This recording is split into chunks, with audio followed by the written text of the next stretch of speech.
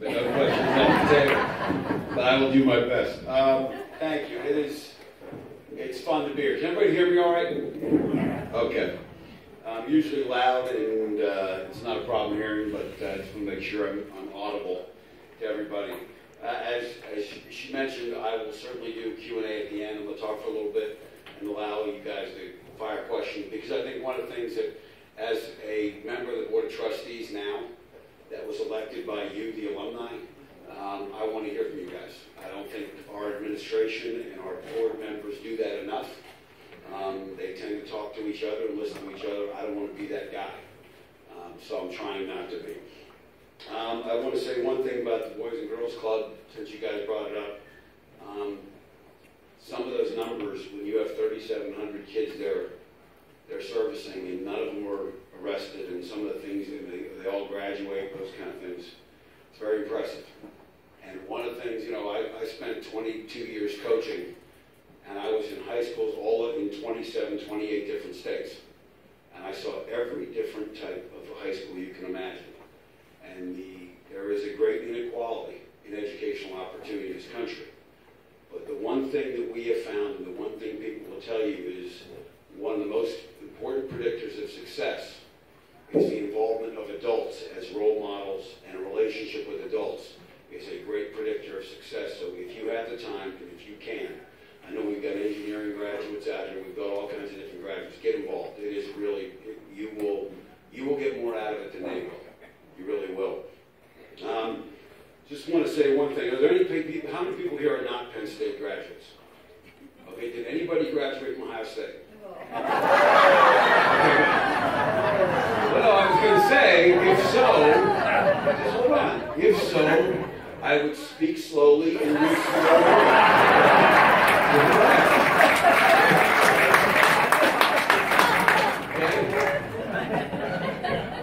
Don't repeat, don't tell anybody I said that. No, but one thing I want to say about Penn Staters, we use the term Penn Staters a lot. And one thing I have said for years is you do not have to have a Penn State degree to be a Penn Stater. It is a set of values. It is a belief. It is a common cause that we share. And on the flip side, just because you have a Penn State degree does not automatically make you a Penn Stater. I'm sure we can all name a few. I won't get into it. But I think it's important to know that. So when you hear me talk about Penn Staters today, that's not exclusive to just people who have Penn State degrees. So I hope the people that are Penn Staters, maybe not because of a piece of paper, but because they believe in what we believe. I hope you understand I'm talking about you too as well. And part of being a Penn Stater is philanthropy. Part of being a Penn Stater is something that I certainly learned in my home, and all of us learned being around Penn State, that we stand tallest when we reach down to help people up. That's when we stand tallest. And to that end, I want to share with you, a lot of people asked how my mother was doing, and I mentioned that she had a project she's working on. I got a call, I don't know, just in the last couple of weeks, and my mom said, Jay, I was thinking, and when my mom says I was thinking, normally I go, Mom, I think I'm losing you, it's a bad area, I'm trying to get out of it. But let me give you the background. I'm going to bring up Ohio State, and don't boo, don't hiss, but Ohio State for the last 10 years has done a Buckeye Cruise. And they raised roughly $2 million for charity with the Buckeye Cruise. So someone approached me and approached my mom and said, we should do a Penn State cruise. So March 4th to the 8th of 2019, going out of Port Everglades, will be the Happy Valley Cruise to benefit Special Olympics, which my mother has been involved with for 30 years. My mom is the captain of the ship. Now, she's not actually driving it, but she is the captain. And we've just started this process. We've called 4 players already. They've all said yes. Michael Robinson, Franco Harris, Kajana Carter, Tom Bradley, and I'm going to miss somebody else. But we will have 20 former players from the 60s all the way through the 2000s on the cruise. And there's a landing page you can sign up for information, happyvalleycruise.com. So I can tell you that your reputation of this club precedes you. I just want you to know that. When I went to Fort Lauderdale, they said, where are you going? And I said,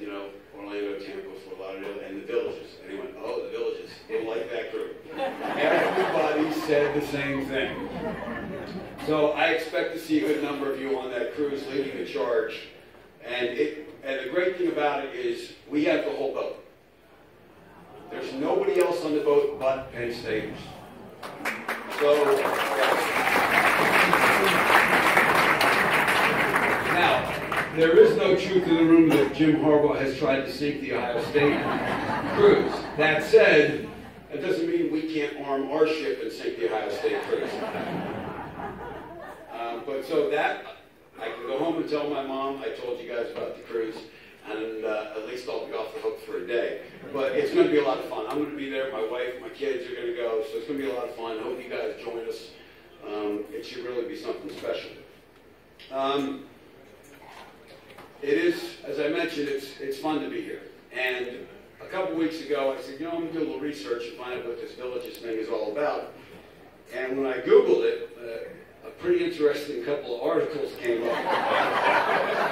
Very interesting. I think some of you know what we're talking about. I had a chuckle or two, but I was somewhat inspired. See, some people refer to Florida as God's waiting room. And if the reports of the active lifestyles at the Villagers are even half true, it's apparent that no one here is waiting for anything. And that you are rather grabbing life and shaking every ounce out of it.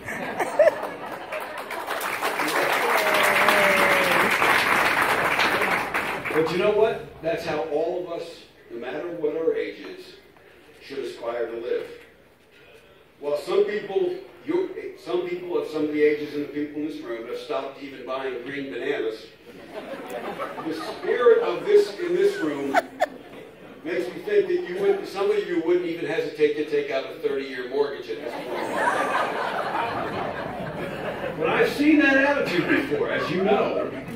I worked for a man who lived his life that way, and I have a mother who doesn't believe that you ever apply the brakes in life. There is no better way to live. Certainly that spirit is here. Certainly in your commitment to Penn State, that comes through clearly and forcefully. Now, one thing I'm going to do before I get started, because we are an American Legion, I just want to say something to salute the veterans that we have in this room. I'm sure, can you raise your hand if you are a veteran? Just want to salute you guys.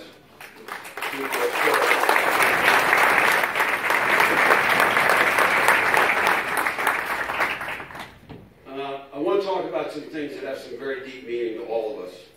And because of a long line of selfless Americans who have served this country, we have the blessings of constitutional freedoms that are enshrined by the rule of law.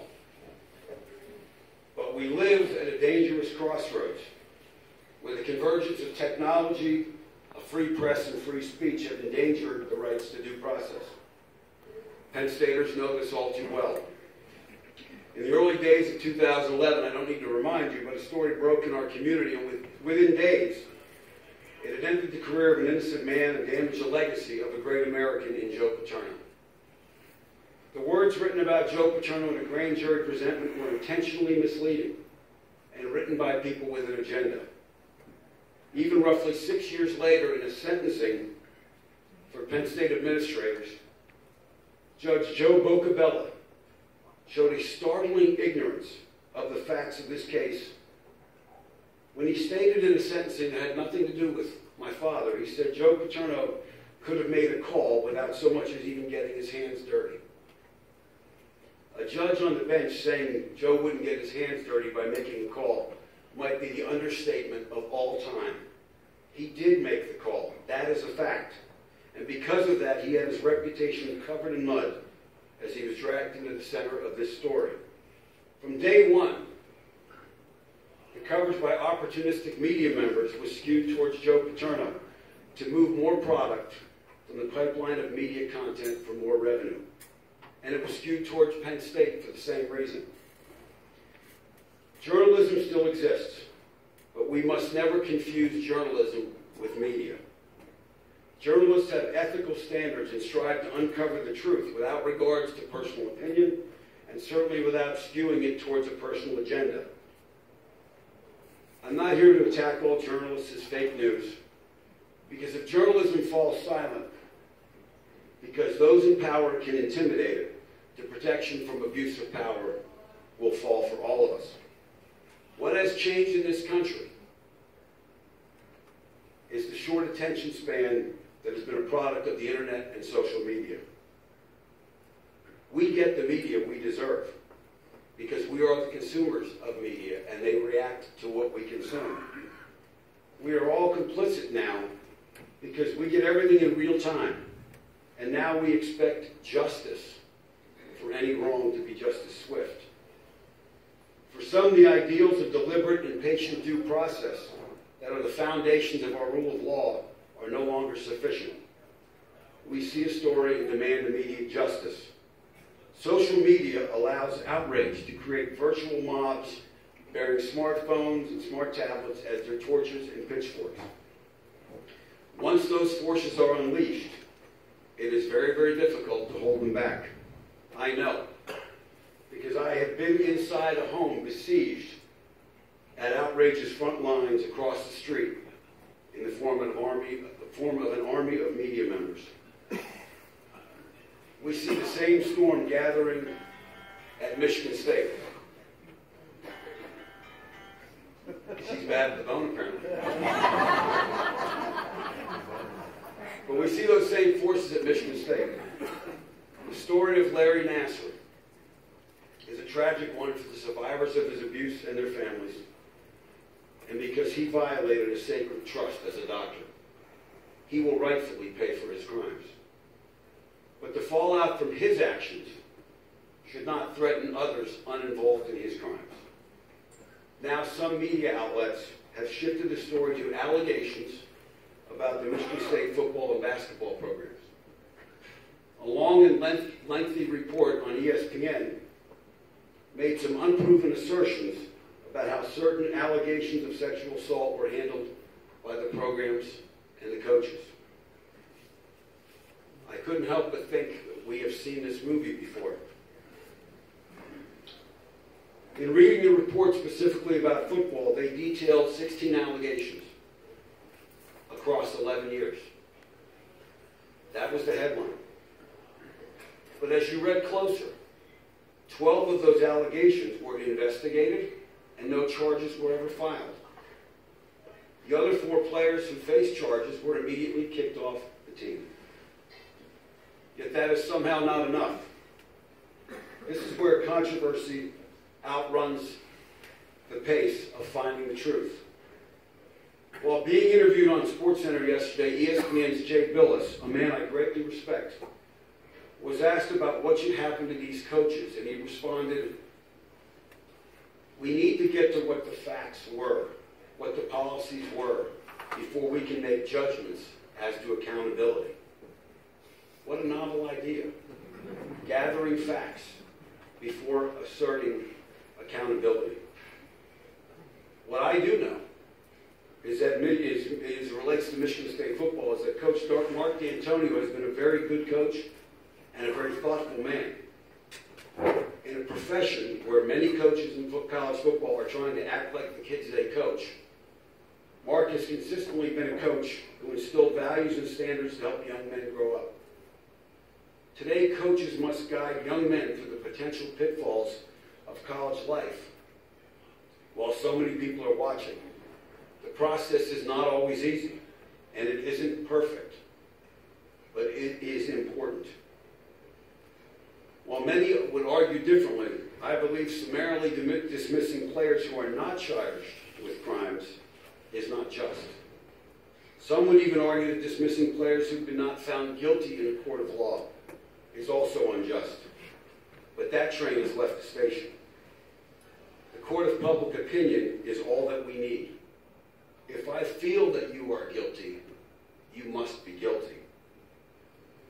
What we have forgotten, and what so many of these veterans that raised their hands fought for, is that this nation's judicial system was designed to protect innocent people from being punished for crimes they did not commit. The founders would rather have us err on the side of the innocent. So every time I see the growing storms of outrage, my stomach churns and I replay the nightmares of those days in November of 2011 where we, all of us as Penn Staters, had to withstand that wave of outrage. The financial damage done by a panicked board of trustees has reached into the hundreds of millions of dollars. The reputational damage would be measured in the billions of dollars. I don't have to tell Penn Staters who live far away from Happy Valley that the comments still do persist. I don't have to tell you what you've heard and at times still continue to hear. Reputational damage is so hard to repair. For everyone in this room, when I say the words Kent State, you immediately go to an image of students shot by the National Guard. You think of a tragedy. For the rest of our lives, the words Penn State, when those words are uttered, something will come to mind that is very different than what it would have been 7 years ago. We can blame the media, and certainly the false narratives that are reported are a big part of the problem. But the blame also lies with the people who took the reins of our university in November of 2011. Rather than defend the pursuit of truth and defend our university, they allowed the stories to persist and through subsequent actions fostered ever more fanciful false narratives. So now, even now, work remains to be done. But even from the darkest moments in life, we can find some good. In July of 2012, after the Free Report had turned my father from a revered patriarch to a reviled pariah, in a note I wrote to my mother, I said, "Even in the darkest moments when doubts tear at the thread of my sanity, I cling to the truth that at the bottom of Pandora's box was that one word, hope." So what was that hope? That hope was what has happened ever since those days. For Penn Staters, hope was found because we grew even more committed to each other, to our school, and towards building an ever brighter future for the university that we love. As many in the world turned on all of us, we turned towards each other to say even louder that we are Penn State. Those words mean more now, perhaps, than they ever have. And what exactly are we? Are we solely to adhere to the wishes of the university president and the administration and the board majority and the path they seek to chart? No. We are the love, the hopes, and the aspirations of generations of people who came to Penn State, as the alma mater says, shapeless in the hands of fate. We are the dreams of those who came before us, and those who study now, and those who will come after us. Penn State is what will endure. It was here before us. It will remain long after that appointed time when the fates determine we will take our last mortal breath on this earth. That is the hope that we have. That is the hope that we are. Your voices are being heard. Maybe not by all, but they are being heard by people on the front lines who will fight for Penn State. There are those who believe in Penn State as a shining city on the hill, a beacon of equality of opportunity for young people. There are those that believe that example as a shining city on the hill never wavered. The soul of Penn State should remain true to the land-grant mission that has always been its foundation. No deal with the devil should ever be made to compromise that noble mission. Our hope, as Penn Staters, our hope is that we are a place where truth is sought and lessons learned can be spread far and wide. Even in the wake of the story that we have endured, Sue Paterno commissioned and paid for a report that outlined for everyone how certain types of offenders in these crimes operate in plain sight. They are in every community, in every area in this country. Unfortunately, Penn State's administration, the NCAA, and Louis Freeh immediately dismissed and discounted that report as nothing more than paid propaganda to defend Joe Paterno. That's not what it was at all. In their rush to defend their false narratives, actions, and overreach, they blinded the world to a report by an FBI profiler who had investigated and prosecuted hundreds of similar cases. The report contained key details that, had they been read, could have helped people at USA Gymnastics and Michigan State detect the offender operating right in their midst. If only our university and the NCAA had acted to promote those findings, the story that we have seen the last several weeks may have had a vastly different ending. Sue Paterno also spent nearly $250,000 of her own money to fund a program to train people to recognize these types of abuses across Pennsylvania's state system of higher education. While those state schools acted to utilize this resource, Penn State's administration declined. It was an opportunity lost. And now, 5 years after that report was issued, we as a nation witness yet another story about wide-ranging abuse. When will we ever learn? When will those lessons ever be learned for all? If someone like Sue Paterno is discredited by her own alma mater's administration. Seeing people on news now asking how Larry Nassar at Michigan State could have gone undetected, I want to scream. Read the report. It's already there. But in the words of a great football coach, he once said to me, it's not what happens to you in life that matters. It's how you react to what happens to you that matters. As Penn Staters, I could not be more proud, and we should not be more proud of how we as alum, as friends of this university, have reacted in the last 6 years. There has been a singularity of purpose and pride in what we are in the face of criticism. We have borne the yoke of unfair blame. But I ask that we react through continual hope and continual actions to create a better future for Penn State. We can't turn our backs on our university now because we disagree